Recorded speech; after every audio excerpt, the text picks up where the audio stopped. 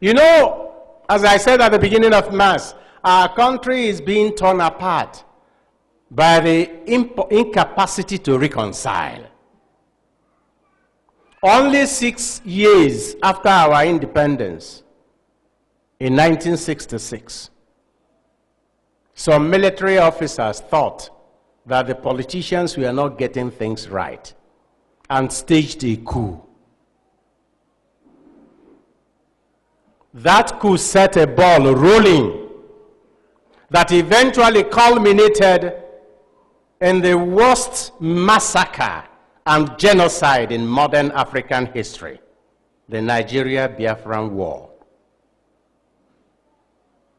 Attempts at discussion, mediation failed, mainly because one of the major partners in mediation was an interested party, the British.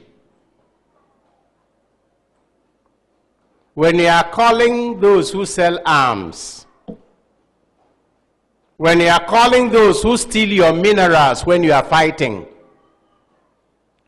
when you are calling those who want your population to be reduced to half, to come and mediate between you and your brother because you are quarreling, you can imagine the type of advice he will give you. But that is not the worst. The worst is that since after that war, no attempt has been made at reconciliation. Let us talk this thing over. My brother and friend, the Bishop of Sokoto, Matthew Hassan Kuka, has kept saying, until Nigerians sit down and discuss the injustices done to the Easterners during the war and ask for pardon for the unjust murder, there will be no peace. And let me warn those going for Biafra, we will break away, but we will carry our heart with us. Even if we break away, that does not solve the problem. Let us talk these things over.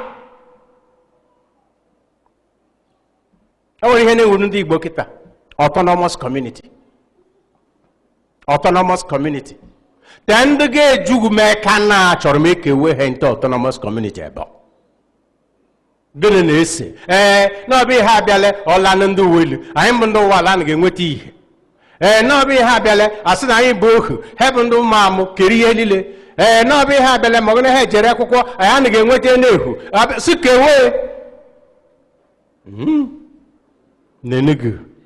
Avec a way your own way in the jasna heck and doesn't have no balako. That does not solve the problem. We can no longer count the number of autonomous communities in Igbo land. And yet we have been unable even to unite and get one extra state to balance the geopolitical zones in Nigeria. Because divided, we cannot stand. Why can't we sit down? Reconciliation takes time. It needs patience. It requires love. After the war, they told us there will be a reconstruction, reconciliation, and rehabilitation. As not one of those things was done.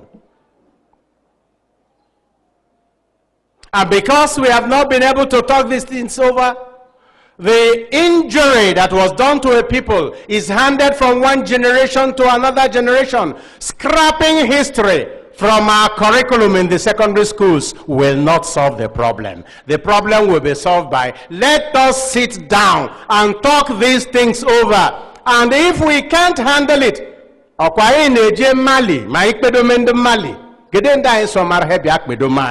going to Mali to reconcile them. Whom have we invited to come and help us reconcile ourselves? In our arrogance, we don't even accept we have any problem.